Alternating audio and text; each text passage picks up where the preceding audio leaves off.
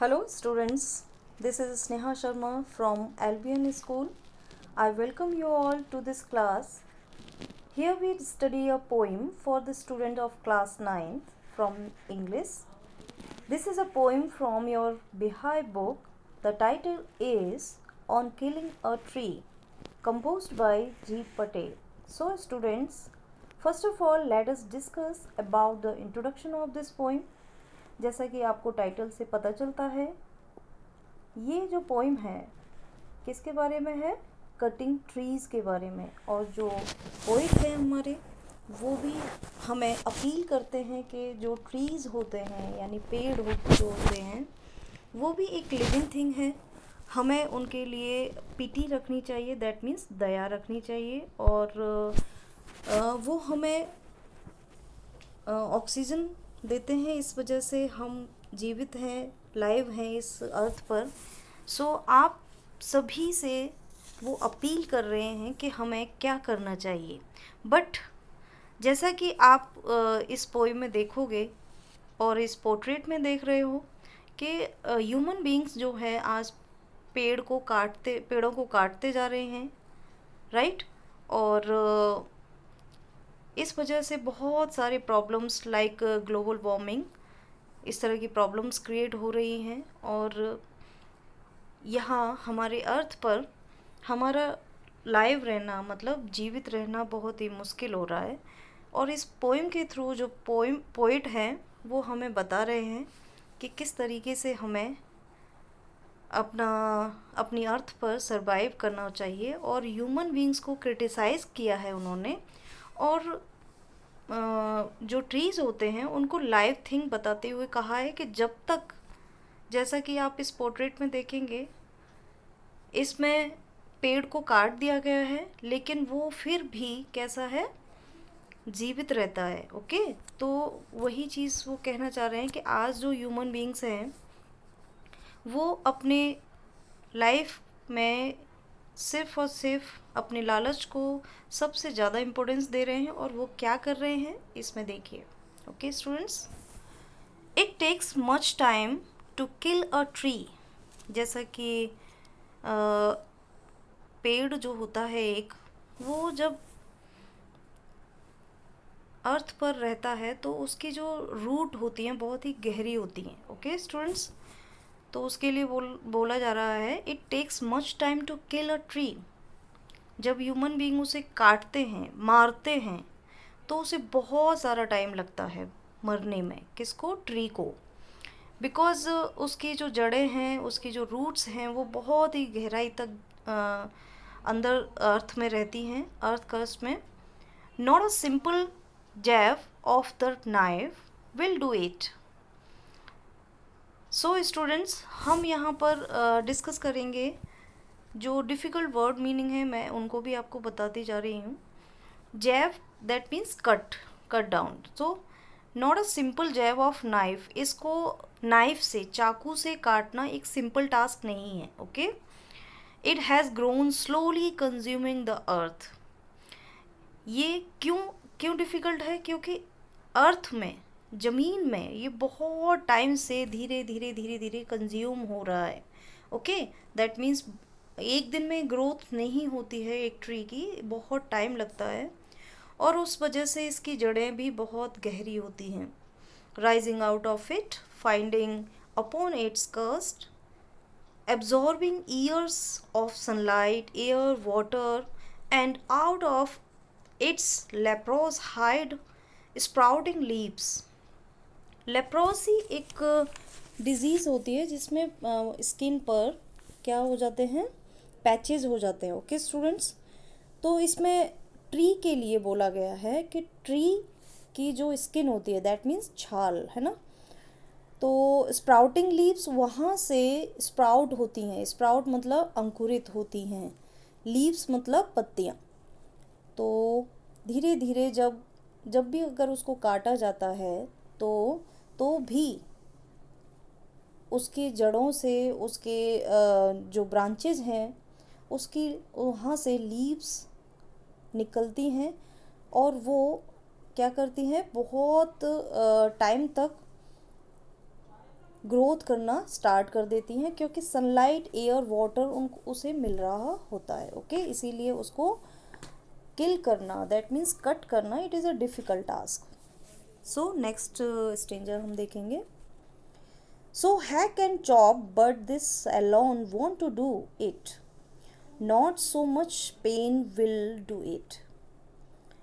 So hack and chop का meaning है धीरे धीरे उसको काटना।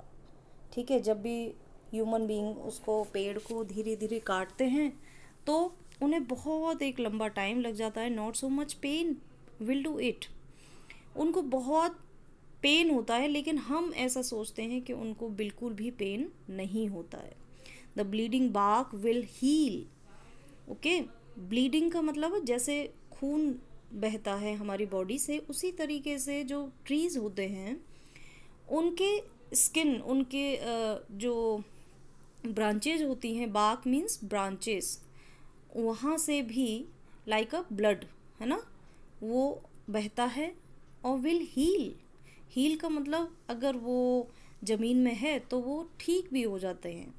दैट मीन्स वो जब तक उसकी जड़ें ज़मीन में रहेंगी तब तक वो अपने आप को ठीक करता हुआ ग्रो करेगा। And from close to the ground will rise curled green twigs. Twigs means मुड़ी हुई। मिनिएचर बाउज, मिनिएचर मीन्स छोटी छोटी, boughs means branches. Okay, so green curled, curled मतलब मुड़ी हुई, टेढ़ी मेढ़ी जो ब्रांचेज होती हैं, जब तक वो ज़मीन में उसकी रूट्स हैं, वो धीरे धीरे धीरे धीरे ग्रो करेंगी और फिर आगे वो एक पेड़ का रूप ले लेंगी। इसीलिए बहुत ही ज़्यादा डिफ़िकल्ट टास्क है, विच if unchecked will expand to former size. Expand meaning, that means बढ़ना, ओके, ग्रो करना।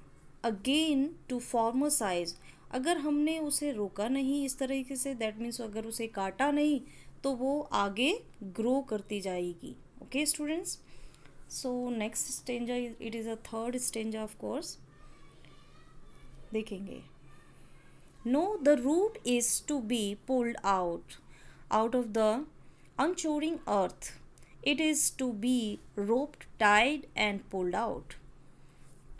अब यहाँ पर पोइट जो बोल रहे हैं, कह रहे हैं कि जो रूट होती हैं, एक ट्री की जो रूट है, जब तक अगर हम उसे पुल्ड आउट नहीं करेंगे, पुल्ड आउट मतलब खींचेंगे नहीं, आउट ऑफ द एंचोरिंग अर्थ, इस अर्थ से, गहरी क्रस्ट जो होती है अर्थ में, वहाँ से अगर हम उसे पुल्ड आउट नहीं करेंगे, दैट मीन्स खींचेंगे नहीं, it is to be roped.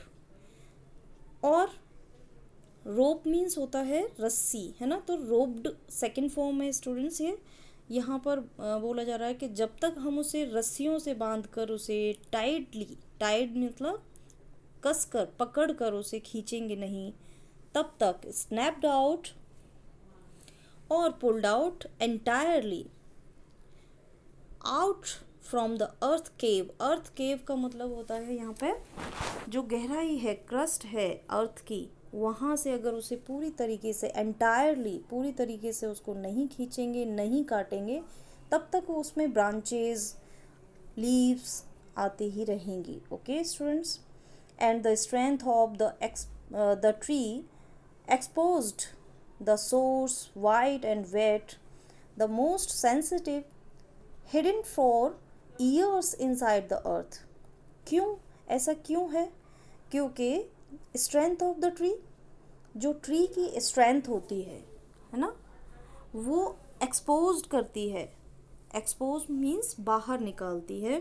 the sources, white and wet का मतलब होता है जो गीली ज़मीन होती है, मिट्टी होती है, उसको द मोस्ट सेंसिटिव, वो पार्ट उसका सबसे ज़्यादा सेंसिटिव होता है, और हिडन होता है मतलब छुपा हुआ होता है, क्योंकि ये for years inside the earth, इसको उखाड़ना, इसको एक्सपोज करना, इसको बाहर निकालना बहुत मुश्किल होता है, क्योंकि for years inside the earth, बहुत टाइम से ये अर्थ के अंदर है। ईयर्स मीन्स सालों से, बहुत सालों से। So then the matter of scorching and chalking in sun and air, browning, hardening, twisting, withering, and then it is done. इसीलिए पोइट बोल रहे हैं कि एक ट्री को जब हम काटते हैं तो वो बहुत ही चॉकिंग और स्कॉनिंग होता है. दैट मीन्स गला घोटने वाला. जैसे कि एक ह्यूमन बीइंग को किस तरीके से मारते हैं, वैसे ही एक ट्री को भी जब काटा जा रहा है तो हम उसे धीरे धीरे धीरे धीरे मार रहे हैं, दम घोट के उसको मार रहे हैं. That is scorning and choking. Okay, so in sun and air, sun and air का मीनिंग होता है यहाँ पे जब धूप है ना, हवा चल रही है. Browning, hardening, twisting. Twisting means टेढ़ी मेढ़ी जो शाखाएं हैं, जब तक हम उनको काटेंगे नहीं, जब तक उनको हम तोड़ेंगे नहीं, तब तक देन इट इज़ डन. तब तक ये पॉसिबल नहीं है. और ये तभी पॉसिबल होगा जब हम इनको बिल्कुल हटा के निकाल कर फेंक देंगे. Then it is done. तभी ये कंप्लीट वर्क होगा.